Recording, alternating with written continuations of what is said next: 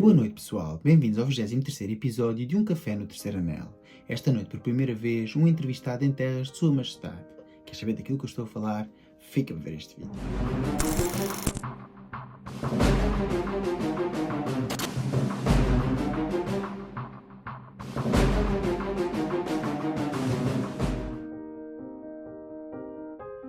Bem-vindos a Um Café no Terceiro Anel.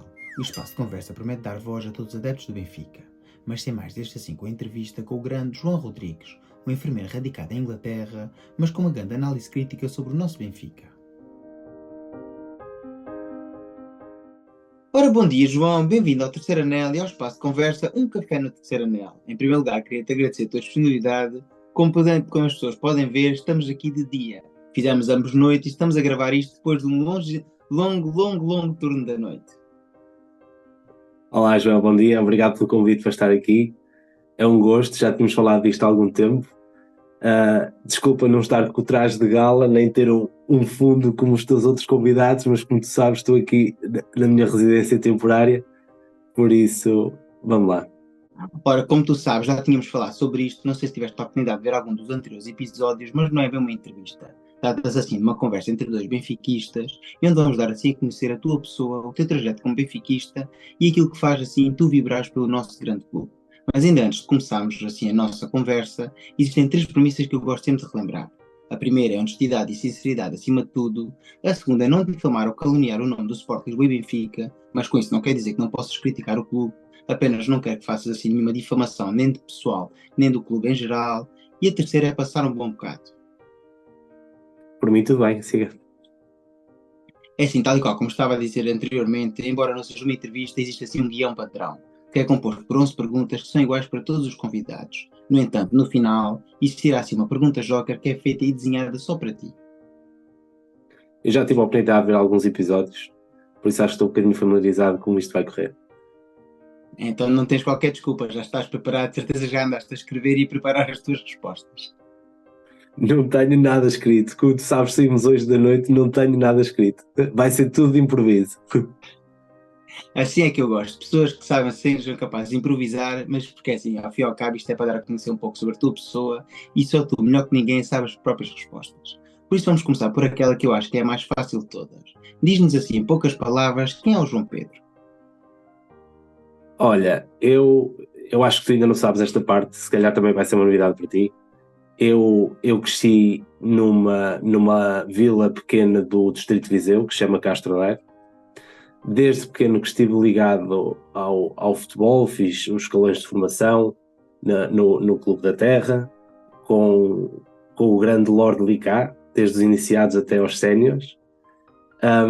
Ali por volta dos 14, 15 anos, eu e ele fomos chamados à seleção de sub-14. Eu joguei os impressionantes 2 minutos num torneio internacional da Pontinha, com o famoso Fábio Paim, que na altura também estava na equipa e que dava para ver logo que ia ser um cracão. E depois depois cheguei aos séniores, larguei o futebol, fui para a universidade, tirei enfermagem, andei por Espanha 3 anos e meio, na Serra Norte de Madrid. Depois, olha, vim para a Inglaterra e recentemente, na altura de começou a pandemia, eu e a minha mulher voltámos definitivamente para Portugal, estamos a viver em Guimarães e, como tu sabes, eu venho aqui à Inglaterra de vez em quando fazer uns turnos e depois volto. O Benfica apareceu na minha vida quase sem andar por ela. Eu parece que já nasci benfiquista. Eu acho que não conheço ninguém da minha família, seja mais uma família mais próxima ou afastada, que não seja benfiquista. Portanto, acho que desde que eu nasci, sempre nasci no meio do Benfica e nunca conheci outra coisa. E pronto, e foi crescendo, este amor do Benfica foi crescendo, e eu costumo dizer isto à minha mulher, porque ela não tem noção do que é isto, do gostar do Benfica. Eu costumo dizer que o Benfica, para mim, é a coisa mais importante das coisas menos importantes da vida, não é? É assim, a história de benfiquismo, cada um tem o seu desígnio, digamos assim, porque ao fim e ao cabo ninguém nasce benfiquista. A gente gosta de dizer eu nasci benfiquista, mas isso nós sabemos e nós ainda para mais que somos profissionais de saúde sabemos perfeitamente que ninguém nasce de qualquer clube ou qualquer nação ou qualquer religião ou qualquer credo. As pessoas acabam por filiar-se a algo ou gostar de algo e não conseguem muitas vezes explicar o porquê. É assim, acabaste por dar assim um bocadinho do lamiré da segunda pergunta, e a segunda pergunta é essa mesmo. Ou seja, porquê é que tu te consideras benfiquista? O porquê não te sei responder exatamente. Posso dizer que, por exemplo, o meu pai conta esta história muitas vezes, que no dia em que eu nasci, o Benfica jogou para as competições europeias com o Malmo da Suécia, em que ganhámos 1-0.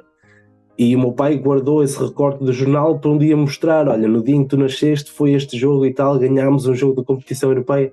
Portanto, eu desde criança que vi o meu pai gostar do Benfica e isso levou-me a gostar do Benfica também. Eu lembro-me, por exemplo, de eu ser muito pequeno, teria talvez 5, 6 anos, de meu pai chegar uma vez a casa, foi ver um jogo ao Estádio da Luz, ao Estádio Antigo, e foi um dos últimos jogos da época em que houve invasão de campo e o meu pai chega-me a casa com um pedaço de relva do Estádio da Luz. Eu tratei aquele pedaço de relva quase como família. Eu olhava para aquilo, cortava a relva, regava a relva todos os dias e tratava daquilo como se fosse a parte mais perto que eu tinha de algum dia ter estado em contacto com o Benfica. E isso foi crescendo em mim.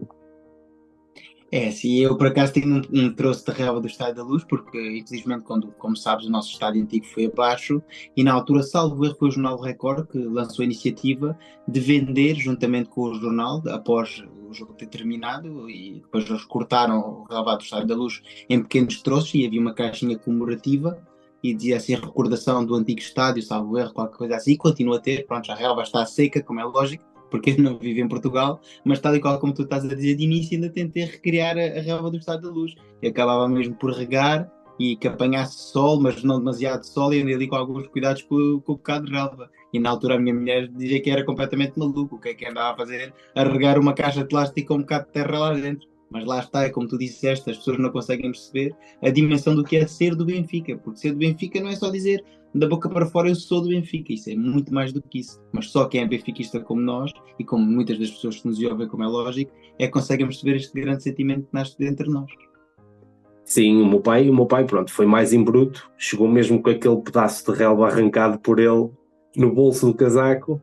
Agora, para uma criança que eu na altura tinha 5, 6 anos, aquilo para mim foi talvez a melhor prenda do mundo e criou-me uma ilusão de, não sei, quase estar próximo de uma realidade que para mim estava distante. Portanto, eu estava ali na zona de Viseu, se calhar em criança nunca tinha saído ali daquela zona e foi quase que se o meu pai me tivesse trazido o Benfica para mim naquela altura. É assim, esses são aqueles momentos que a gente guarda com muito carinho. Mas tal e qual, como esse momento que estás-me a falar, haverá também uma memória que tem um lugar especial no teu coração. Foi a primeira vez que viste assim ao vivo o Sport Lisboa e Benfica. Tenha sido no Estádio da Luz ou em qualquer outro estádio do país ou do estrangeiro. Olha, eu tenho uma recordação de. Eu acho que foi o primeiro jogo do Benfica que vi ao vivo. Porque sei que foi no dia 5 de Abril, porque eu faço anos no dia 6 e foi uma prenda de anos, em que fui com o meu pai e com o meu padrinho, onde tive estado da luz, ao Benfica Sport. 97, ganhámos 1-0, gol de João Pinto. E eu fiquei. As bancadas, como tu te lembras, eram em cimento, não havia cadeiras, não havia nada, e nós ficámos no ciminho do terceiro anel. Eu tinha as minhas costas encostadas àqueles placares pretos que o estádio tinha grandes, no topo norte, e eu tinha as minhas costas encostadas ao placar. Os jogadores e o jogo, pouco se via, que aquilo era, aos meus olhos, aquilo era pequenino, nem dava para identificar. Só que aquilo deu para ter uma imensidão do estádio, que eu lembro perfeitamente de entrar e de sentir aquele cheiro úmido da relva pela primeira vez, e daquilo me ter dado uma emoção dentro de mim que, opá, não dá para explicar. Essa é talvez a primeira memória a cores, digamos assim, que eu tenho de ver o Benfica ao vivo. É assim, eu costumo falar com as pessoas que tiveram a sorte e o privilégio, como eu costumo dizer aqui, de ir ao antigo estádio, que as pessoas que não o tiveram não vão entender o que era. Porque era muito mais do que um estádio. É assim, não é, era uma galeria, digamos assim. Os nossos sítios estavam lá embaixo, muitos de nós íamos realmente para o terceiro anel, daí também o nome do meu canal, uma homenagem a esse mítico espaço.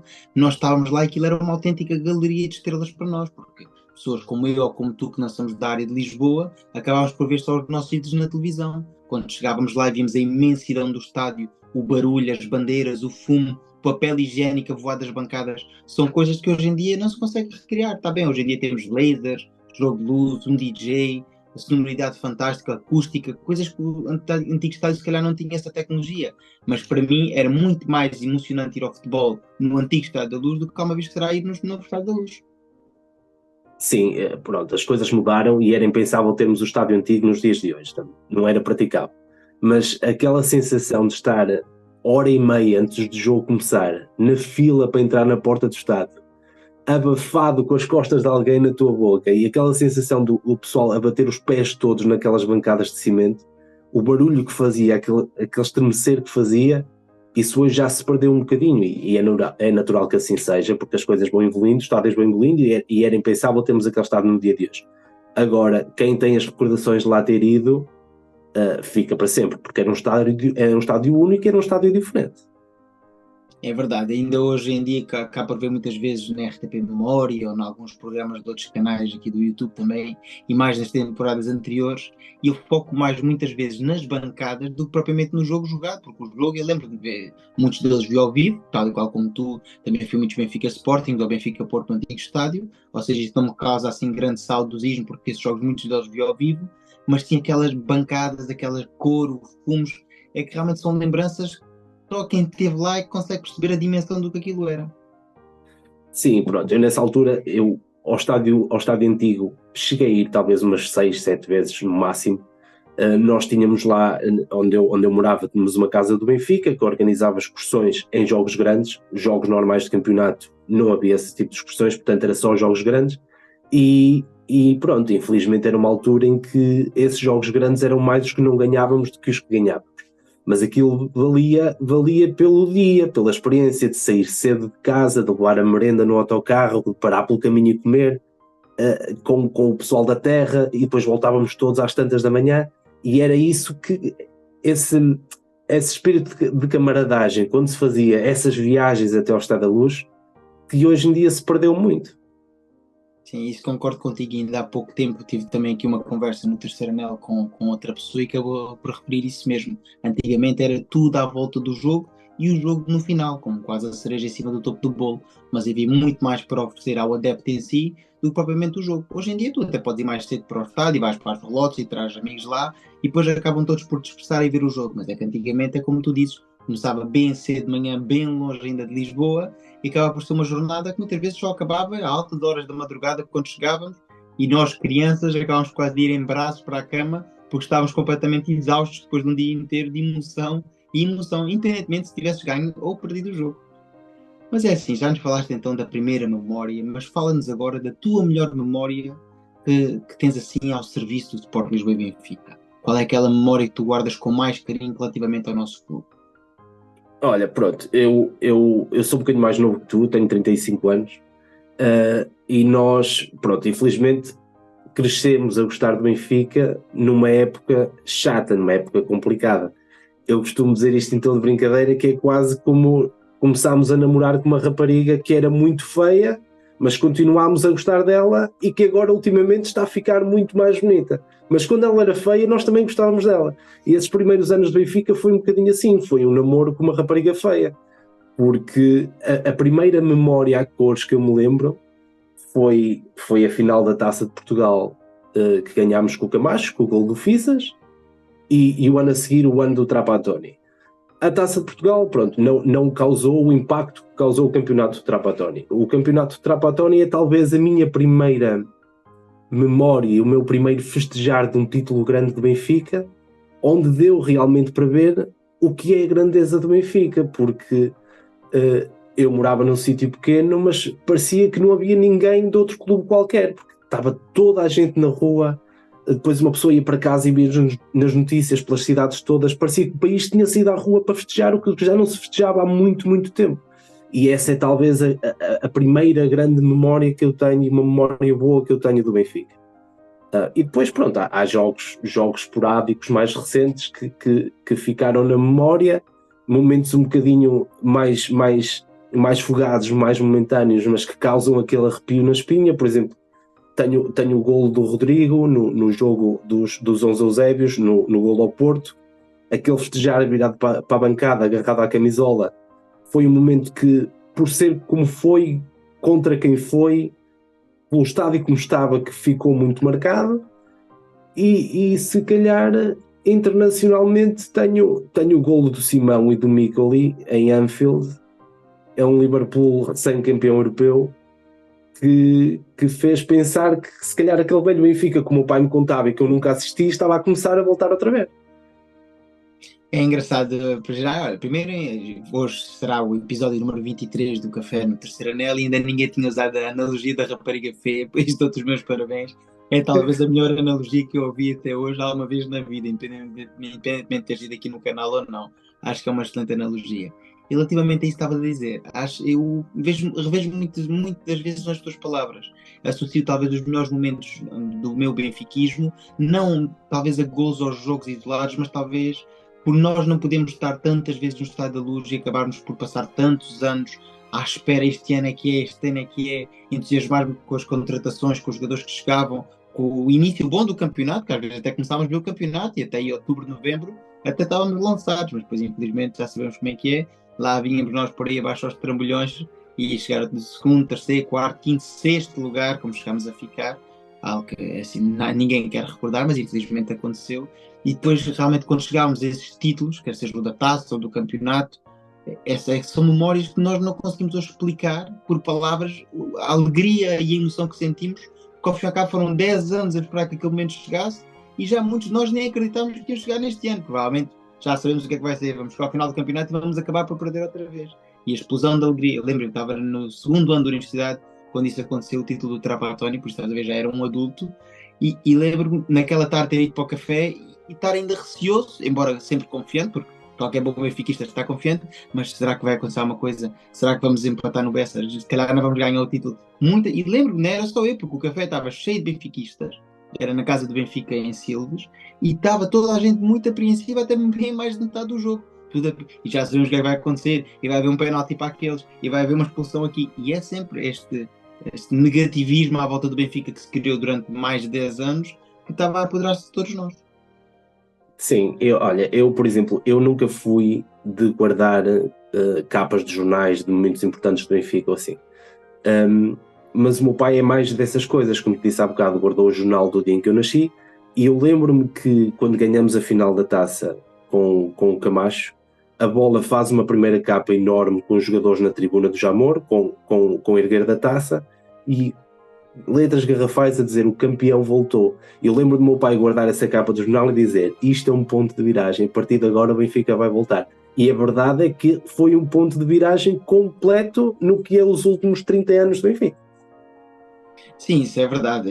Infelizmente, meu pai já não está cá hoje. Meu pai já faleceu já há muitos anos, mas meu pai era vivo nessa altura e lembro da gente falar. Eu, pronto, sou um pouco mais velho do que tu, como tu disseste bem há pouco, e lembro-me das finais da Taça dos Clubes Campeões Europeus, embora só das finais, porque eu era uma criança e não seguia o Benfica todos os jogos. O primeiro título que eu vejo todos os jogos é o da Taça de Portugal em 92, 93 e depois, consequentemente, no ano seguinte o campeonato. Também já fazia a coleção de cromos, da Panini, já seguia o futebol de outra forma, via o Domínio Desportivo, com o Rui Tovar, mais tarde com a Cecília Carmo, como já disse aqui várias vezes, e aí já eram seguir o futebol mais ali afincado frente à televisão. Mas os nossos pais viram um Benfica enorme, viram um Benfica nos anos 70, nos anos 80, e para eles ainda deve ter sido mais complicado, porque ao fim e ao cabo, eu nasci nós numa altura que o Benfica ganhava, mas não me lembro disso porque era muito criança. Depois lembro-me de ir da Taça dos Clubes Campeões Europeus, mas já tinha a noção da dimensão do que era o troféu.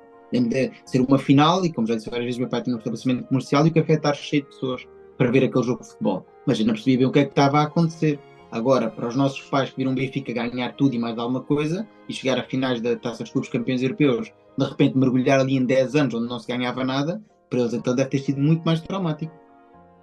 Sim, mas eu acho que, pronto, acabamos por falar de realidades diferentes porque o futebol, entretanto, mudou bastante, não é? Eu acho que a diferença de orçamentos e a diferença do que é uma equipa, as top 5 equipas da Europa para as restantes, na altura em que o Benfica estava a chegar a essas finais europeias, é completamente diferente para a distância que existe hoje entre o Benfica e um top 5 europeu que está a lutar pela Champions todos os anos. Por isso é que eu acho que se o Benfica, nos dias de hoje, conseguisse chegar a uma meia-final, a uma final de uma Liga dos Campeões, era um feito muito maior transportando para aquilo que é a realidade do futebol hoje em dia. Porque na altura, se nós compararmos as equipas do Benfica quando chegámos à final da Liga dos Campeões, com as equipas do Milan, do United, não havia assim tanta diferença como há hoje, não é?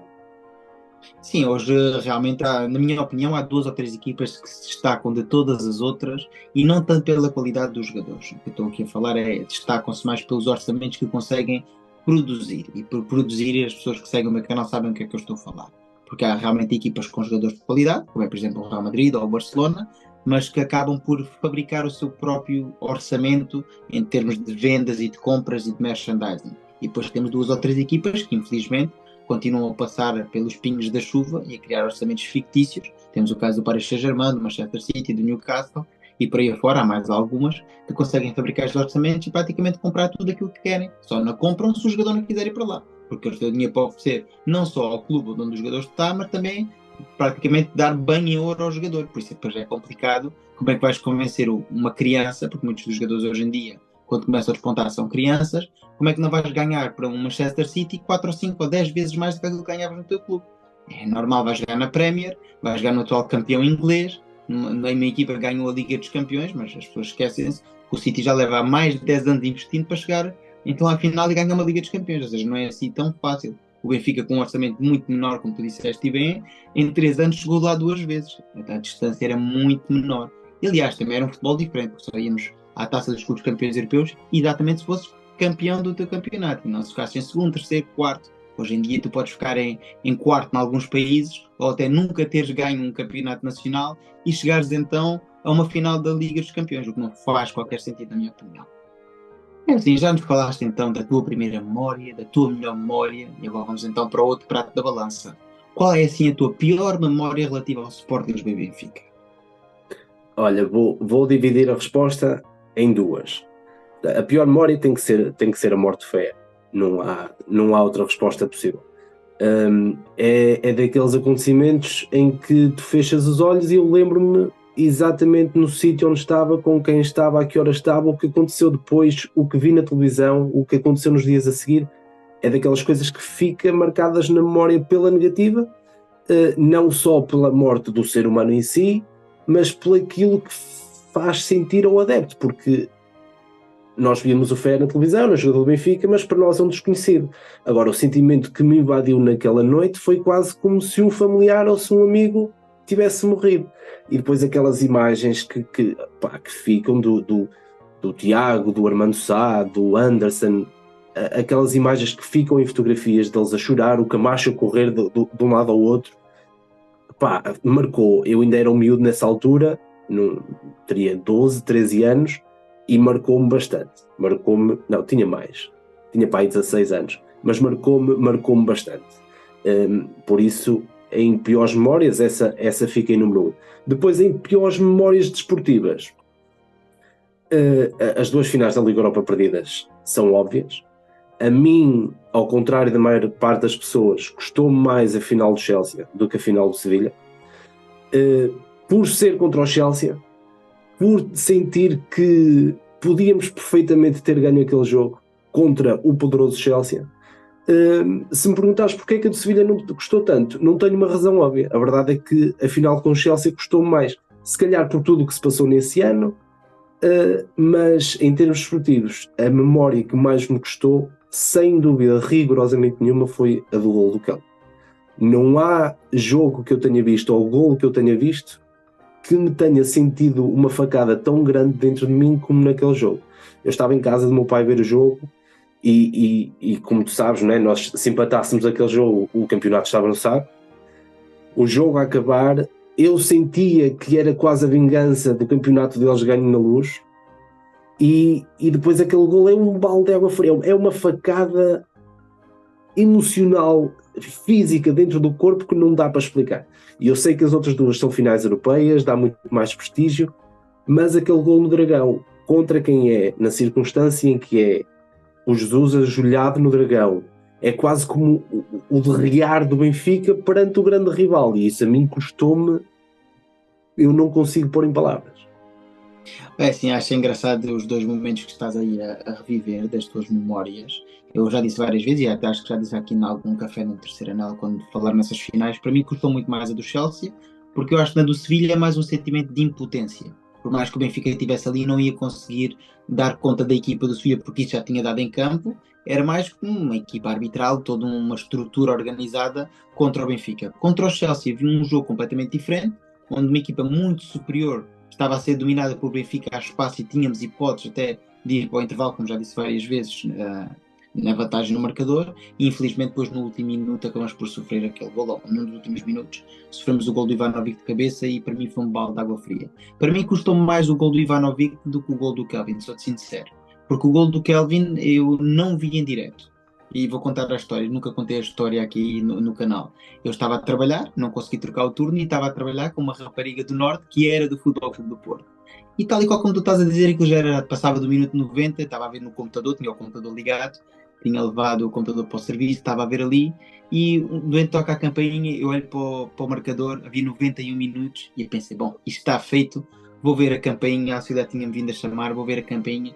Quando volto, estava a minha colega a festejar, a dizer, olha, golo do Porto, e eu pensei, como ela era do Futebol Clube do Porto, que estava a gozar comigo, como é lógico. Quando eu vou ao computador, estava exatamente o Jesus de joelhos, na imagem em grande, e o Vítor Pereira saltando ali que nem um maluco ao lado, e só filmavam em grande o Jesus, não paravam de filmar, nem filmavam o Kelvin a festejar, nem o gol, nem davam repetições. Estava a câmera vidrada no Jesus, e aquilo custou-me imenso ver. Assim, custou-me perder aquele campeonato, mas custou-me mais pelo ser o treinador do Benfica que estava ali desolado. Não tanto o Jorge Jesus da figura, mas para mim era o treinador do Benfica que tinha sido vencido, e depois vi o golo então, e quando vi toda a jogada, meu Deus. Mas acho que aí foi vários erros sucessivos de vários jogadores, começando no treinador que pôs aquele jogador em campo e depois o jogador tentar fazer um chapéu quase no meio campo, perder uma bola que estava ganha ao minuto 90, não fez qualquer sentido para mim. Esse jogo ainda, hoje em dia, vejo essas imagens e continuo sem perceber como é que é possível que a gente perdeu aquele campeonato. Mas enfim, é mesmo assim, a vida continua, o nosso Benfica seguiu para a frente e graças a Deus não abdicámos de tudo aquilo que tínhamos começado a construir esse ano e daí para a frente veio um Benfica bastante vencedor. Não te esqueças que nesse jogo, apesar de já estarmos a falar de tempos de grande investimento, não é? Em termos de jogadores, em termos de plantel, comparado com os 10, 15 anos anteriores, não te esqueças que nesse jogo metemos a grande estrela Roderick Miranda para fechar o jogo que nos dava o título. Portanto, isso diz muito do que é às vezes a preparação de uma época e são nesses momentos às vezes que se ganham os jogos e depois tu dizes-me assim, e quem é o Kelvin? Pois é assim, foi o passo do Lietzen para o Kelvin, não foi? Se bem me lembro. Sim, isso tudo que eu estava a dizer, isso tudo começa com o Rodrigo ter uma bola nos pés e o que é que o Rodrigo faz de trás do meio campo? Tenta fazer um chapéu ao Elton, acho que é o Elton, o guarda-redes do Porto, salvo erro. O Elton apanha a bola, porque a bola chega lá morta, como é evidente, faz o passe, alguém toca, salvo erro, não sei se é o Lietzen, a bola chega ao Kelvin, depois, curiosamente, quem está a fazer pressão sobre o Kelvin, que vai ficar retratado para o resto da vida, é o Rodrigo, ou seja, o Rodrigo está duas vezes na jogada. É o jogador que perde a bola tentando fazer um chapéu ridículo do meio campo e depois está no lance da pressão. Basta fazer falta, agarrar, não. Deixa o jogador rematar. É um facto, o remate até de longe é um grande gol. Mas ali faz-se falta, agarra-se, salta-se para cima, qualquer coisa, não se deixa um jogador rematar, como é lógico. Mas enfim, são memórias tristes da nossa juventude ao serviço do Benfica e que nunca iremos esquecer. Fala-nos agora então da coisa mais louca que tu já fizeste pelo Sport Lisboa e Benfica. Olha, eu de loucuras, eu não sou muito de loucuras. Tanto na minha vida pessoal como profissional, não sou muito de loucuras. Infelizmente, em termos do que é ir ver o Benfica ao vivo e tudo mais, não vou às vezes que gostava ao Estádio da Luz, ou por motivos profissionais ou familiares, não vou às vezes que gostava. Fora, agora desde que voltei definitivamente para Portugal, fora, tento acompanhar o máximo possível sempre que o Benfica joga no Norte, só quando não posso é que não vou ver, portanto sou mais um seguidor de jogos fora do que de jogos em casa. Agora, loucura, eu vou-te contar uma história que para ti pode não parecer loucura, mas se conheceres o entorno da história, acaba por ser. No campeonato do Bruno Lage, eu passei de carro no centro de Guimarães, que é onde eu vivo, com um cascol do Benfica a apitar. E tu pensas, isso não é loucura nenhuma. Desafio-te a fazê-lo um dia. Eu acho que Guimarães deve ser a única cidade do país onde o Benfica ganha um título e é um dia normal, em que não se passa rigorosamente nada e não ouves um carro a apitar e não vês um cascol a celebrar. é uma cidade diferente em termos de como vivem o futebol, e também só dei 2 apitadelas porque tinha muito amor ao meu carro e à própria vida, portanto também não abusei um bocadinho. Agora, coisas loucas pelo Benfica, não tenho assim nenhuma história que mereça ser contada. É assim, eu tenho alguns amigos de Guimarães e, como é lógico, são sócios e fãs do Vitória, e aliás são as primeiras pessoas a dizer que o clube não se chama Guimarães, chama-se Vitória, e nem sequer Vitória de Guimarães, nem sequer te admitem o nome numa conversa. E é a terceira vez que voltas a repetir Vitória de Guimarães, chamam-te a atenção de uma forma que tu percebes, como tu estás a dizer, que vivem o futebol de uma forma diferente. Não vou dizer que são agressivos, não é nada disso. São simplesmente pessoas que lutam pelos valores do clube da terra, e acho bem, eu acho isso muito bem. Se nasces vitoriano, como eles dizem, morres vitoriano. E acho muito bem. Tu não tens que ser de um dos 3 chamados grandes nacionais, sentes amor pelo teu clube, sentes amor pelo teu clube. Por isso, caso aconteça essa história, eu percebo perfeitamente o que estás a dizer, porque, como te digo, conheço 2 ou 3 pessoas que são de Guimarães e vivem realmente o futebol dessa forma. Para eles só existe o Vitória e depois o Vitória. É isso mesmo, é um viver diferente de futebol que se nota naquela cidade. E tu dás 10 passos, estás em Braga, e em Braga já é completamente diferente. Braga é uma cidade maioritariamente benfiquista, não é? Se calhar a maior parte dos adeptos de Braga são de Braga e do Benfica. E em Guimarães isso não acontece. Só se respira mesmo Vitória. E eu acho engraçado, porque Guimarães até é uma cidade em termos de população, em termos de área, grande, no que é o contexto português. E tu se calhar não encontras mais nenhuma cidade dessas dimensões onde o Benfica ou qualquer outro clube grande ganhe um título e não vejas a mínima de celebração na rua. Aliás, é uma cidade onde não tens nenhuma casa do Benfica, nem do Porto, nem do Sporting, nem nada disso. São cidades que vivem o futebol de forma diferente e lá está. A originalidade é o que se precisa no futebol português. Não precisamos mais de falsos ídolos, cada um tem o seu clube e cada um vive o seu clube à sua forma. Os seus vitorianos são felizes assim, quem sou eu ou qualquer outra pessoa para estar a duvidar do seu desportivismo e do seu amor pelo futebol. É assim, falaste-nos então aí há pouco no início da conversa que jogaste futebol quando eras mais jovem, desde sempre, como tu disseste e bem, até ires para a universidade. Quando tu eras uma criança e começaste a dar os primeiros pontapés numa bola, ao mesmo tempo que davas os pontapés numa bola e que se calhar olhavas para as capas dos jornais, vias o futebol na televisão. Como tu disseste, eras do Benfica. Então, quem era o jogador do Benfica que tu sonhavas ser? Olha, eu fiz a formação toda a defesa central. Num nível muito médio-baixo, atenção, muito médio-baixo. Mas talvez pela fase em que eu cresci a gostar do Benfica e pelas primeiras memórias que tenho em termos de nomes de jogadores para gostar do Benfica, os nomes de jogadores com classe e categoria para me lembrar deles não eram assim tantos. E se calhar o primeiro e o mais óbvio era o João Pinto. É a primeira figura em termos de quando me lembro de ver jogos de futebol, é a primeira figura óbvia. Não tinha nada a ver na minha posição em que eu jogava em termos de formação, mas se calhar naquela altura, naqueles 10 anos de futebol, era o único com categoria para ser aqui relembrado numa conversa.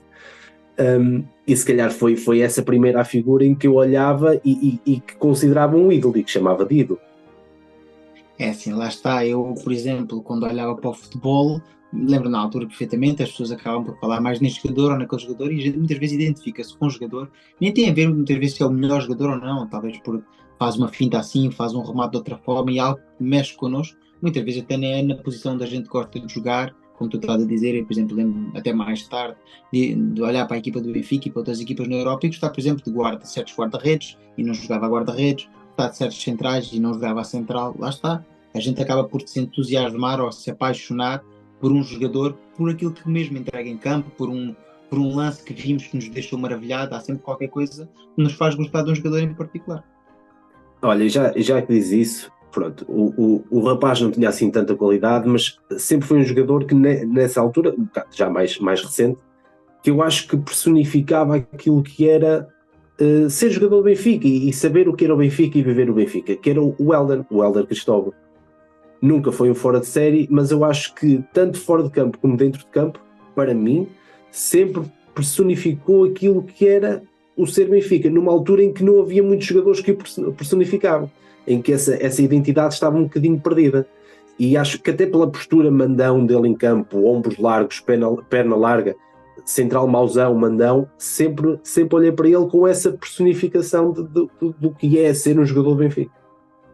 Lá está, como eu estava a dizer há pouco, às vezes não tem que ser o jogador com mais classe, muitas vezes acaba por ser isso mesmo, o jogador com mais personalidade é aquele que fica assim, mais perto de nós, digamos assim, porque muitas vezes há aquele jogador que até pode ser muito bom a driblar ou a pintar, mas que acaba por não ter a personalidade que nós estamos à espera de ver num jogador que usa assim o manto sagrado. É assim, falámos então qual seria o teu ídolo de infância, mas qual foi o jogador que te deu mais pena ver sair do Sport Lisboa e Benfica? Tenha sido porque acabou a carreira, porque foi vendido, porque rescindiu o contrato ou por qualquer outra razão. Qual é aquele jogador que ainda tu olhas para trás e pensas, tive mesmo pena quando este jogador abandonou o Benfica? Olha, 2 jogadores que abandonaram o Benfica em circunstâncias diferentes, mas em que, tanto num como no outro, achei que, fechado este ciclo, não vamos encontrar ninguém que o substitua.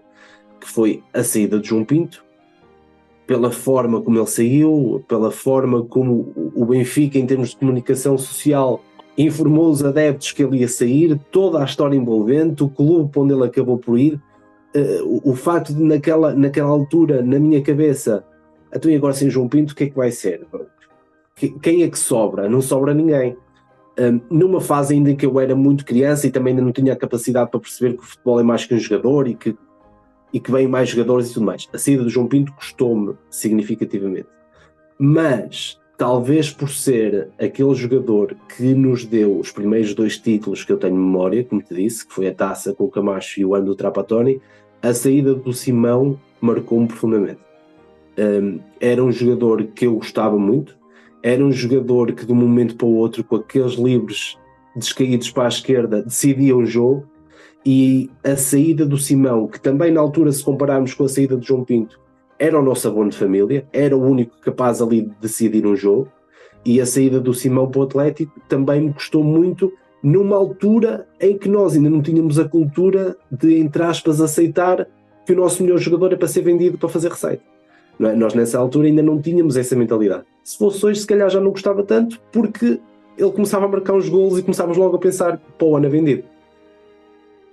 Sim, realmente vivemos nos tempos diferentes. Olha, ainda ontem estava a folhear um livro que eu tenho da Panini que conta assim a história de todos os europeus, que é assim, dos mundiais de futebol, como já disse várias vezes, tinha as cadernetas todas, desde o México 86, fiz as coleções.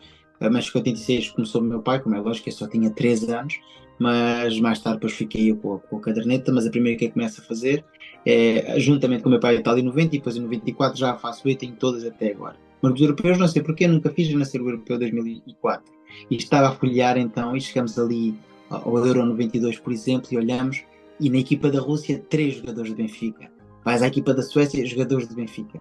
Era outro Benfica. Antigamente os jogadores, os craques mundiais, podiam ser craques mundiais, jogar nas suas seleções, ir aos grandes torneios que havia assim de verão, que era o europeu e o mundial, e continuavam no Benfica. Hoje em dia isso não é bem assim. Até na própria seleção portuguesa, tu tinhas 3, 4 jogadores do Benfica. Hoje em dia tens 1, 2, e é como tu estás a dizer, quando começam a andar um pouco mais nas vistas, no ano seguinte é mais olhar para a caderneta e dizer, olha, este jogava no Benfica, este jogou no Benfica, este foi formado no Benfica, mas hoje em dia vais ver e diz Manchester City, Paris Saint-Germain e por aí afora. Isso para nós, adeptos, acaba por tornar-nos a vida mais fácil, porque não temos tanto tempo para idolatrar um jogador que depois acaba por sair e pensamos, e agora? Como é que vamos ficar sem ele? Se calhar, por exemplo, o mais recente, o caso do Jonas, numa situação completamente diferente, não é? Em que acaba a carreira, custa, mas não custa tanto quando vês o jogador sair e depois passar 2 meses ele vês com outra camisola. Aí já custa mais um bocadinho. E então quando é outra camisola no nosso país ainda mais custa. Mas sim, pronto, é a realidade que temos hoje e sabemos perfeitamente que, infelizmente, para o jogador nacional e internacional, o Benfica é uma rampa de lançamento. E é assim que temos que ver, infelizmente, é a nossa realidade. É assim, espero que um dia mais tarde isto venha a mudar, não será nos próximos anos, nos próximos 2, 3 anos, mas quero acreditar que os alicerces que estamos a criar, isto irá mudar e Benfica deixar de ser, como tu dizes, e bem uma rampa de lançamento. Mas eu gostei que usasses essa expressão, rampa de lançamento. Então gostava que dissesses agora quem é o jogador da história do Benfica que tu gostavas realmente de ver ser lançado numa rampa de lançamento. Ou seja, para ti, quem foi o pior jogador que tu viste usar o manto sagrado? Olha, infelizmente também há muitos exemplos. E houve ali uma fase em que esses exemplos abundavam, aquilo multiplicavam-se. Eu vou-te dar um nome que se calhar não é consensual, porque o rapaz não era assim tão mal comparando com muitos exemplos que por lá passaram, que era o Michael Thomas. Mas que foi um jogador que chegou da Premier League, não é? Que não quero estar aqui a dizer nenhuma barbaridade, mas o rapaz tinha mais de 300 jogos jogados na Premier por Arsenal e Liverpool. Chegou ao Benfica, salvo erro, com 30, 31 anos, uma coisa assim.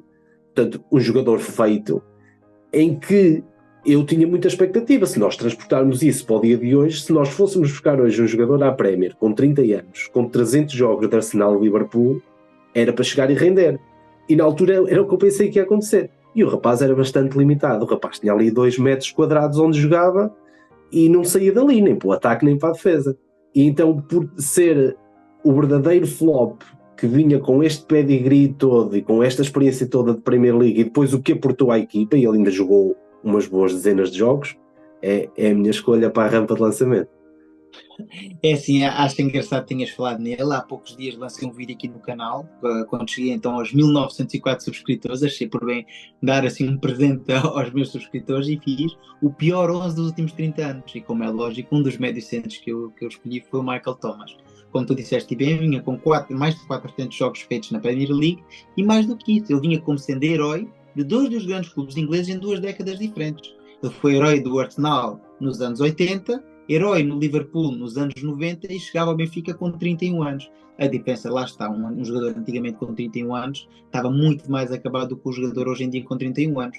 A gente vê, por exemplo, exemplos de médios centros como foi, sei lá, um Xavi, um Modric, que jogaram até muito idade avançada ao grande nível. O Modric, graças a Deus, ainda continua a jogar hoje em dia, mas mesmo tiveste outros exemplos, como foi o caso do Pirlo, ou outros tantos que chegaram até aos 34, 35 ao mais alto nível. Infelizmente, depois o Michael Thomas já chegou ao Benfica numa fase da sua carreira, e não era por lesões, porque ele não teve grandes lesões no Benfica. Marcou um gol, fez muitos jogos pelo Benfica, mas lá está, jogava em 2 metros quadrados, jogava ali normalmente no círculo central, querias encontrar o Michael Thomas, era relativamente fácil, e salvo erro, posso estar enganado, mas acho que não, o Michael Thomas usava assim esta linda camisola. Esta era a camisola do Michael Thomas. Sem saber que ias responder, acho engraçado que tenhas falado no teu grande ídolo do Sport Lisboa e Benfica ter usado este mesmo manto sagrado. É assim, não deixa de ser curioso.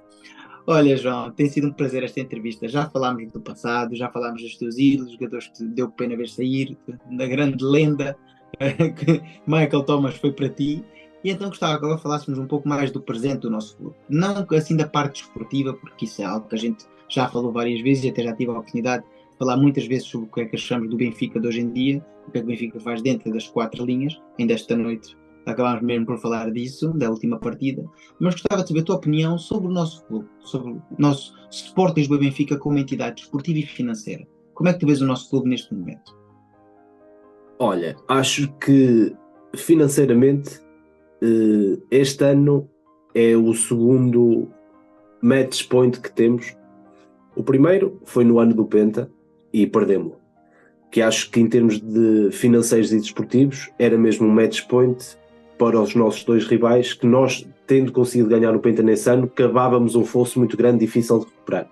E este ano, por tudo o que implica acabar em primeiro lugar no que é as receitas do próximo ano, da Champions e tudo mais, acho que é o segundo match point que o Benfica tem, porque o Benfica, no que é as diferenças para os seus 2 grandes rivais, em termos do que é capacidade de se mexer no mercado, capacidade de investimento, infraestruturas, está a anos-luz dos rivais.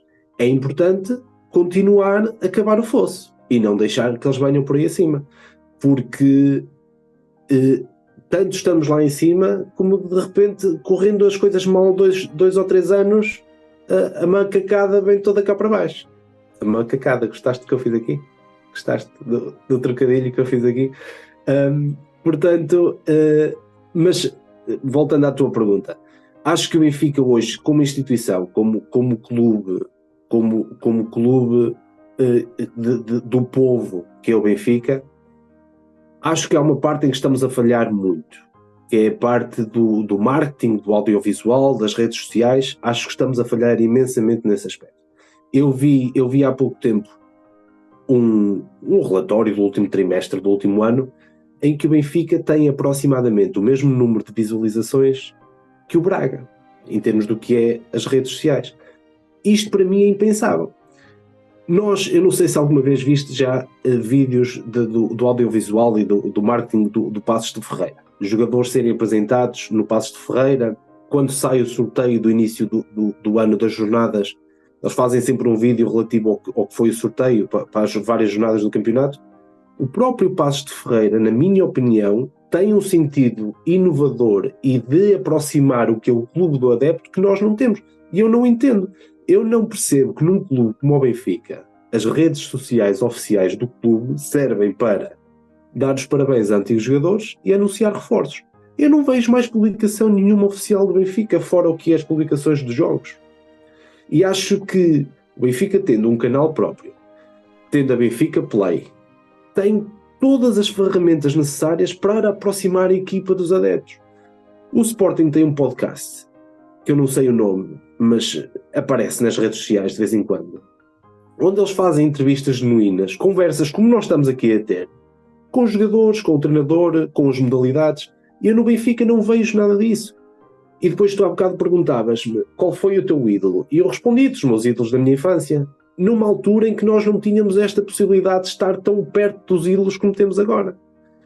E acho que na era do audiovisual que vivemos agora, acho que é lastimoso que o adepto não possa conhecer um bocadinho do que é o lado pessoal do jogador. Eu entendo que os balneários têm que se blindar e os jogadores têm que se proteger, são jogadores de alta competição e têm que se proteger. Eu entendo isso tudo. Mas eu acho que ser um jogador do Benfica tem que significar muito mais do que ser um jogador de outro clube qualquer em Portugal. Lamento, mas eu acho que tem que significar mais porque os adeptos são 3 vezes mais, portanto tem que se chegar aos adeptos. E eu acho que neste momento os jogadores, o que é o entorno pessoal dos jogadores, está muito longe do adepto. Eu acho que uma conversa, um podcast com os jogadores do Benfica que chegam, os que já lá estão há mais anos, como nós estamos a ter agora, ou como outros canais têm de quizzes, não sei, mas aproximar o jogador do adepto. Porque nós temos as ferramentas para isso. E acho que o Benfica peca muito porque não está a fazer minimamente nada disso. É assim, quem segue o meu canal sabe que eu sou um fervoroso crítico do Departamento de Comunicação do Benfica, para começar. E relativamente a isso que estás a dizer, como tu sabes, eu já vivo em Inglaterra há praticamente 10 anos e vejo exemplos aqui de iniciativas, mas eu acho que isso também parte muito de tudo o que é as estruturas montadas à volta do futebol. Porque, por exemplo, a gente vê o Match Day aqui em Inglaterra, onde tu vês antigos jogadores dos diferentes grandes clubes ingleses a rirem, a conversarem amigavelmente, e isso é impensável em Portugal. E atenção, impensável por produto final que as televisões pretendem. Porque eu conheço jogadores antigos, graças a Deus conheço alguns pessoalmente, do Futebol Clube do Porto, do Sporting e do Benfica, que são amigos e que falam entre eles off the record, como a gente costuma dizer, não frente às câmaras. Porque frente às câmaras o que interessa passar é esta guerra norte-sul, esta inimizade, e depois dentro da guerra norte-sul existe a guerra da segunda circular. Porque não é viável, por exemplo, tu teres um programa de televisão a nascer quando joga a seleção. Isso depois é outra coisa que eu não consigo entender. Durante o ano inteiro, não se falam, são inimigos, parecem que se querem matar. E chega à seleção, então todos sentados uns ao lado dos outros num sofá, como se tivessem esquecido os últimos 11 meses.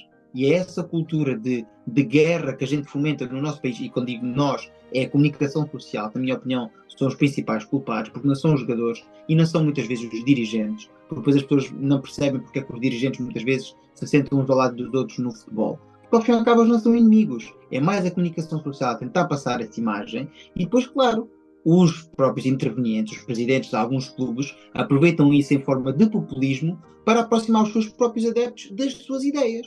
Um presidente de um Futebol Clube do Porto ou de um Sporting mais populista, como o que teve anteriormente, aproveita esse clima de guerra norte-sul e de segunda circular para tentar atrair os adeptos do seu próprio clube às suas ideias, para continuar a programar mais mandatos e mais mandatos e mais mandatos. E tal e qual como o nosso antigo presidente também chegou a fazer isso. A gente também não somos isentos. O nosso antigo presidente também acabava por fazer isso. Pois claro, chegava à altura dos jogos e como eles a nível pessoal não têm qualquer inimizade uns com os outros, acabam por tentar. E depois, claro, o adepto em si fica escandalizado e vem para a comunicação social, aliás, para as redes sociais a criticar. Porque lá está, tem mais a ver com o clima que se fomenta fora dos jogos do que aquilo que acontece em campo. Claro que em campo também há jogadores que não se dão, há jogadores que são mais agressivos e que são mais violentos. Mas ao fim e ao cabo, e acho que o Benfica, como tu disseste, e bem, e voltando aqui ao cerne da questão, podia aproveitar todas as ferramentas que tem, porque o Benfica tem, como tu disseste, e bem, uma plataforma digital, uma televisão, tem um jornal, e mais do que isso, tem os adeptos necessários, porque se formos a ver, em termos estatísticos, o Benfica é o clube que vende mais jornais. Ou seja, há muito mais benfiquistas a comprar jornais, a consumir televisão, do que há portistas ou sportinguistas. Porque estamos num número maior. E como é que a gente aproveita isso? De forma nenhuma. O que é que a gente faz? Nada. Qual é a publicidade que a gente faz ao nosso clube? Zero. Ou seja, a publicidade que vem para o Benfica não vem de dentro do clube. Vem muitas vezes ou de youtubers, ou de pessoas que são bloggers, ou que estão no Twitter, como vários amigos meus que vêm aqui ao canal, que têm 50... Aliás, eu tenho amigos meus que vêm aqui ao canal que têm 50 mil seguidores. É assim quase tantos como as publicações que o Benfica tem. Quando vamos a ver o número de views e de likes. Eu sei que agora temos o DJ no estádio a fazer os shows antes de jogos e tudo mais. Mas eu acho que isso, primeiro, não é atrativo. Não traz mais ninguém ao estádio do que se ele não estivesse lá. Mas o ponto que eu me queria focar era mesmo o humanizar do jogador. E eu acho que criou-se tanto esta ideia de que um balneário blindado é um balneário ganhador, que neste momento o adepto não conhece os jogadores. Nós não temos nenhuma proximidade com os jogadores. E se essa proximidade não pode ser física, e fisicamente cada vez está mais a afastar o adepto da equipa, a chegada da equipa ao Estádio da Luz é um exemplo perfeito, não é? Na rotunda Cosme Damião, o distanciamento físico cada ano é cada vez maior, portanto o distanciamento físico entre o adepto e o jogador é cada vez maior. Pelo menos vamos utilizar o audiovisual das redes sociais e dos canais que temos para aproximar o jogador do adepto. Porque fazendo isso, e o adepto ganhando uma empatia com o jogador, as coisas correndo mal dentro de campo, se houver a simpatia prévia, é muito mais difícil, é muito mais fácil a relação adepto-jogador e jogador-adepto, se houver empatia, se o adepto conhecer o jogador, e nós não conhecemos. E criamos esta cultura neste momento, nós próprios adeptos para a nossa equipa, criamos esta cultura neste momento quase abafada, em que neste momento é muito difícil ser reforço do Benfica. Porque ou tu chegas e pegas destaca e mostras que és bom, como um exemplo recente como o Enzo, que chegou, deu 3 passes e deu para ver que era bom jogador, e o adepto rende-se, ou então tens o azar de ser Artur Cabral, fazes 3 jogos, as coisas correm mal, és assobiado. Ou chegas, és o Turbinho, demoras mais de 5 segundos a repor a bola no teu primeiro jogo na Luz e és assobiado. E eu acho que humanizando o jogador para o adepto, em termos de redes sociais e de audiovisual, ia prevenir que estas coisas acontecessem. Mas essa é a minha opinião, que eu não percebo nada disto. É assim, concordo perfeitamente contigo, e na minha humilde opinião, acho que é uma opinião bastante válida. É assim, vamos pôr agora um cenário para a última pergunta. Como tu disseste, vives no centro de Guimarães. Vamos pôr aqui um cenário de um Guimarães-Benfica. Aliás, de um Vitória-Benfica, como dizem os vimaranenses. Vamos imaginar que no pós-jogo tinhas ido ao estádio, ias assim para casa, e quando estavas de ir para casa paravas para pôr gasolina. E na bomba de gasolina ali perto de ti parava também um carro, e do carro saía Rui Costa. Tinhas ali 1 minuto de ouro, estavas na bomba de gasolina, só estavas tu e o nosso presidente. Qual era o conselho que tu davas assim ao nosso presidente? Olha, conselho... Se calhar dava-lhe um conselho e fazia-lhe uma pergunta.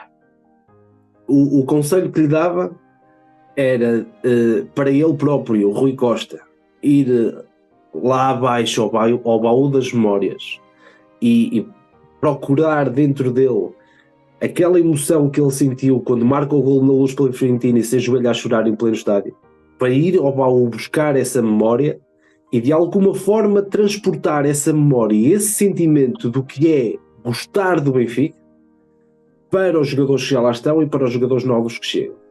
Porque nós já tivemos esta conversa e causa-me um bocadinho de revolta que um jogador novo chega ao Benfica e esteja lá a viver em Lisboa e a treinar durante 2, 3 meses e que durante esse tempo ainda não se tenha apercebido do que é jogar no Benfica, que ninguém lhe tenha mostrado o que é o Marquês, que ninguém lhe tenha dito o que é jogar ao Dragão, ou o que é jogar à Reboleira, ou o que é jogar a Moreira de Cónegos. Portanto, eu acho que nós temos a sorte de ter como presidente um de nós, porque eu não conheço Rui Costa, mas do pouco que se vê, ele vive mesmo aquilo que nós vivemos, ele vive as derrotas e vive as vitórias como um adepto, ele não vive só aquilo como um presidente. E eu gostava que essa mensagem passasse para os jogadores que lá estão, para os jogadores da formação. Eu gostava de ver mais João Neves a trincar a língua para chegar à bola no jogo contra o Sporting. Eu gostava de ver mais António Silva a marcar em Alvalade e a mandar calar e a apontar para o símbolo. Eu gostava de ver mais essa cultura do que é ser jogador do Benfica, que eu acho que isso está a perder um bocadinho. Porque agora, comparando com os rivais, por exemplo, e nós falamos muito disso nas nossas conversas sobre futebol, que há determinados jogadores que, por exemplo, que jogam no Futebol Clube do Porto, que não seriam jogadores titulares em mais nenhum grande em Portugal, mas jogam lá porque são jogadores a Porto. Nós próprios, adeptos do Benfica, sabemos reconhecer que, apesar de não ter qualidade, aquilo é um jogador a Porto. E estamos a perder um bocadinho o que é o jogador a Benfica. São raros. Porque quando chegam, têm azar, têm qualidade e no ano a seguir vão embora. Também é verdade. Mas eu acho que temos a sorte de ter um presidente que sabe o que isso é. E sabe o que significa essa emoção. E ele tem essa emoção dentro dele. Eu tenho a certeza absoluta. Portanto, o meu conselho para ele era que arranjasse maneira de fazer passar essa emoção. Fazer passar essa sabedoria do que é ser jogador do Benfica e à Benfica. E saber, mal se chega, a realidade do campeonato português. Porque eu não duvido, por exemplo, que este miúdo que veio agora para este ano, eu não duvido que seja bom jogador. Eu não duvido que tenha qualidade. Mas ele já cá está desde janeiro. Eu gostava que ele agora começasse a treinar e soubesse já exatamente o que é jogar no Dragão. Que já lhe tivessem explicado, que já lhe tivessem mostrado o que é o Marquês. E eu não sei se isto acontece. Ou se acontece, não acontece da melhor maneira, porque depois eles chegam ao campo e isso não se nota. Portanto, o meu conselho era esse, era em termos psicológicos e mentais, ter mais João Neves e ter mais António Silva em termos do que é o jogador à Benfica. A pergunta que eu lhe fazia era o porquê de, nos últimos anos, no que é a evolução natural do número de sócios do Benfica, por exemplo, ter estagnado. Porque eu acho que seria natural que estagnasse há 10 anos atrás, que foi a nossa infância. Ora, o clube que não ganha durante 10 anos, é normal que, quando essa juventude estiver a chegar aos 18, que não seja do Benfica. Se o Benfica não estava a ganhar, agora, nos últimos 10 anos, até ganhámos algumas coisitas. Portanto, era expectável que agora houvesse um aumento exponencial do que é o número de sócios do Benfica. E isso não está a acontecer. Isso não está a acontecer, alguma coisa está errada. Portanto, o clube não está a conseguir chegar às pessoas. E eu gostava de saber o porquê, e se ele tem a mesma opinião, e se tiver, o que é que está a ser feito para contrariar essa situação. Efetivamente, é isso que tu estavas a perguntar, eu acho que sei qual é a resposta. Assim, não sei qual seria a resposta que te daria o nosso presidente, mas acho que isto tem muito a ver com o que tu já falaste há pouco e referiste, que é a pouca produtividade que as nossas redes sociais acabam por ter. Por tal e qual, como num canal de YouTube tu só podes subscrever uma vez estás subscrito, já és subscritor, tu só podes ser sócio do Benfica uma vez. Quando já és sócio, não podes tornar sócio novamente. Ou seja, o Benfica não está a conseguir angariar novos sócios destas novas gerações. E é isto que acho que é o problema do nosso Benfica. Não está a conseguir conquistar as novas gerações. Tu deste aí um bom exemplo, por exemplo, do Passos de Ferreira, que faz um produto audiovisual mais atraente talvez para os jovens. O Benfica neste momento não é atraente para os jovens. A gente não vê os jovens de hoje em dia vibrar com o Benfica, como por exemplo eu ou tu, ou muitos dos nossos ouvintes, vibravam quando eram pequenos. Os jovens hoje em dia têm um iPad na mão ou têm um smartphone e o Benfica realmente produz muito pouco para esse tipo de elemento audiovisual, porque ao fim e ao cabo já esta nova geração, estes novos adolescentes, já não vão ligar a televisão para saber do futebol. Preferem ver num telemóvel, preferem ver num tablet, na escola. Hoje em dia já tem internet em todo lado. E o Benfica de aproveitar estas novas tecnologias e esta nova geração para começar a conquistar mais adeptos. Depois, consequentemente, tornar-se sócios e assim conseguirás fazer crescer a massa associativa dos supporters do Benfica. Eu concordo perfeitamente contigo. Aliás, o nosso departamento de comunicação social, que penso que seja o departamento que engloba o audiovisual, a pessoa que temos à frente, em termos de experiência, no papel, não podia ser melhor. Agora, a verdade é que desde que o rapaz entrou lá e tomou conta do departamento, é praticamente nulo. E é nulo em qualquer aspecto. Não é só no audiovisual e nas redes sociais. É em comunicados que demoram 72 horas a sair, é em defesa do jogador, é em defesa do treinador. Sei lá, este ano já nos aconteceu tanta coisa, já nos aconteceu termos um jogador a sair do estádio e levantar o dedo para um adepto, e depois é o jogador na conta própria pessoal que vai pedir desculpa aos adeptos, e agora tu dizes-me, se calhar foi, mas foi orientado pela comunicação social do Benfica. Está errado 2 vezes. Tem que ser uma resposta oficial do clube. Nós somos um clube profissionalizado em tantas vertentes, em tantos departamentos, evoluímos tanto no que é o departamento médico, de performance, de scouting, de formação. E a nossa comunicação social, o nosso departamento de comunicação, sempre foi o nosso sindão daquilo. Mal por mal, que venha o rapaz da voz da aguardente, o João Malheiro. Opa, pelo menos ouve-se, porque não se ouve ninguém a falar. Eu acho que num clube como o Benfica, que nos últimos anos tem sido constantemente atacado e massacrado em tudo o que é comunicação social, são horas e horas e horas em tudo o que é canal e programa desportivo, tudo o que é conferências de imprensa e comunicados oficiais dos nossos rivais, o Benfica é atacado e escangalhado de cima a baixo.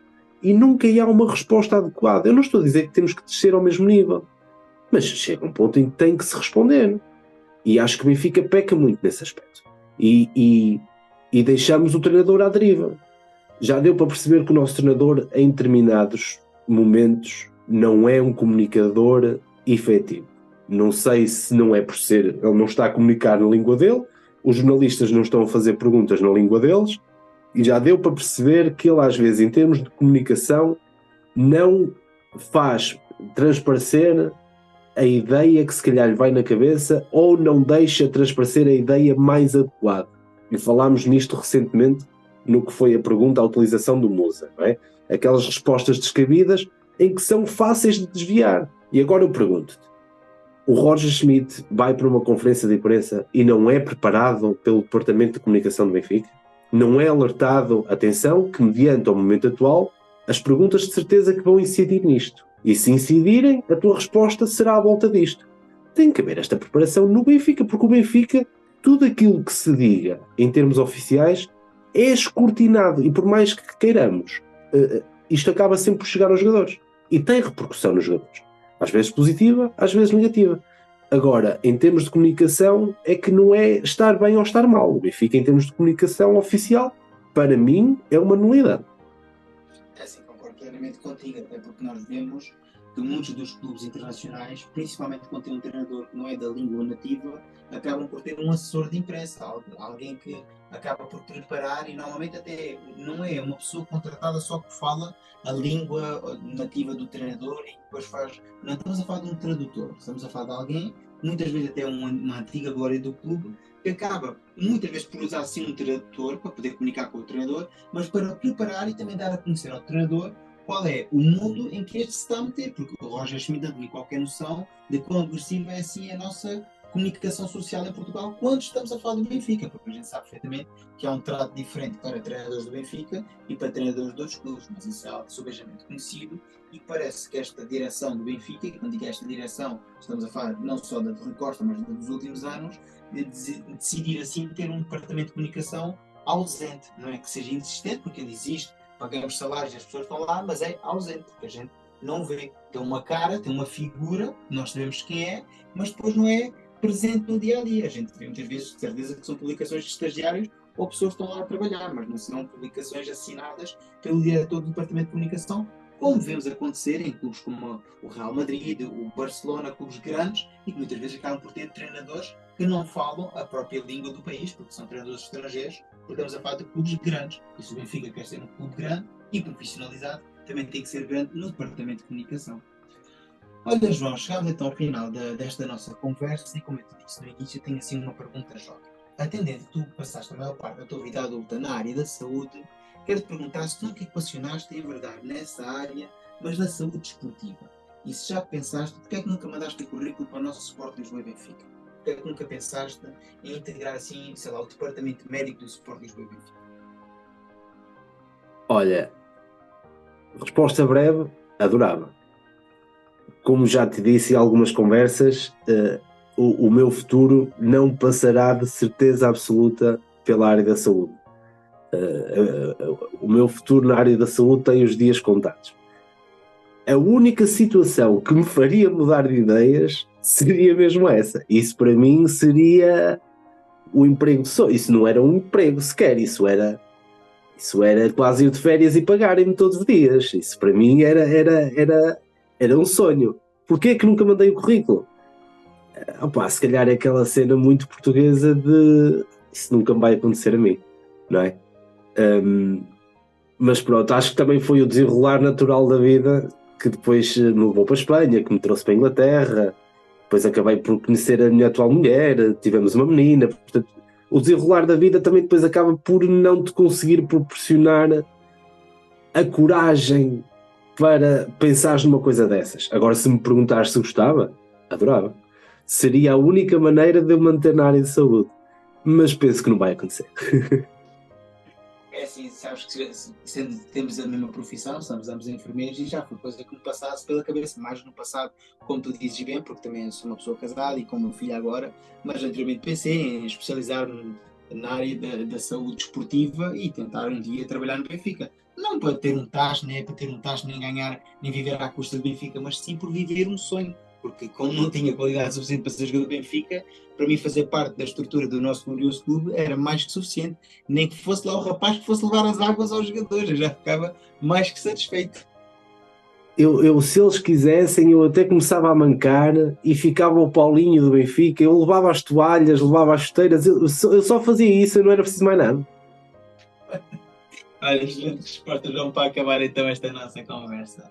Olha, ainda antes de despedir, gostava de pedir um favor. Gostava que nomeasses uma pessoa do teu entorno pessoal, quer seja um familiar ou um amigo, que tivesses gosto assim em ser entrevistado neste mesmo espaço. Olha, como te disse há bocado, os últimos 5, 6 anos da minha vida, tudo o que é pessoas que apareceram na minha vida nos últimos 5, 6 anos, vou-te ser sincero, se calhar não conheço ninguém que fizesse questão de estar neste espaço, porque são todos vitorianos. Agora vou nomear um grande amigo meu da faculdade, que em termos de conhecimento futebolístico faz-me lembrar um bocadinho a ti, porque tu começas a falar com ele e ele sabe quem marcou o golo, em que parte foi, em que ano foi, em que jornada, e também é louco pelos jornais nacionais e internacionais, e é nosso colega, é enfermeiro, trabalha na Suíça, é um grande benfiquista, portanto se calhar vou nomear a ele, chama-se João Diogo. Assim, teria o maior gosto em ter o João Diogo aqui no canal, depois já de me passar então o contacto ou as redes sociais do João e irei entrar em contacto com ele, como faço com todas as pessoas que são nomeadas neste espaço, e teria o maior gosto em tê-lo aqui no meu canal. Olha, João, resta-me apenas despedir-te e agradecer por teres passado aqui, depois de uma árdua noite de trabalho, teres assim tempo e disponibilidade para passar aqui no canal e termos esta agradável conversa sobre a tua trajetória como benfiquista e sobre esta tua emoção que sentes ao ver o nosso grandioso clube. Eu te agradeço o convite, Joel. Já estávamos a marcar isto há algum tempo e nunca se tinha proporcionado. E estas conversas são boas porque acabamos por falar de memórias e relembrar coisas que se calhar já não pensávamos e já não falávamos há muito tempo. E é engraçado. E eu acho que é isto que falta um bocadinho ao Benfica em termos oficiais. Porque esta conversa de café que aqui tivemos, se tivesse sido feita pelo clube com um ex-jogador, eu não duvido que isso teria milhares e milhares e milhares e milhares de visualizações. E não era preciso ser campeão nesse ano para se produzir este conteúdo. Este tipo de conteúdo pode ser produzido mesmo que o Benfica perca, porque tem na mesma visualizações. E agradeço-te muito o convite. E acho que isto é muito saudável e muito bom. Pronto, e agora vamos dormir um bocadinho. É verdade, teremos que dormir. Bom, ainda tenho que fazer aqui algumas coisas no canal, depois já pensarei então em dormir. Olha, João, uma boa noite para ti. Aliás, para ti vai ser boa noite, embora seja dia, mas para ti vai ser uma boa noite. Por isso, olha, uma boa noite para ti e viva o Sporting do Benfica. Viva o Sport Lisboa e fica bem, João.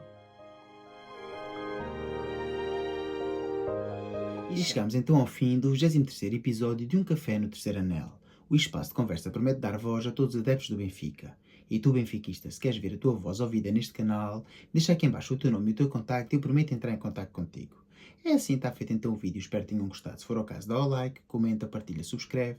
Já sabes, para cá se tiver X, segue no X e ajuda a crescer o canal. Fiquem bem e até ao próximo vídeo. Viva o Benfica!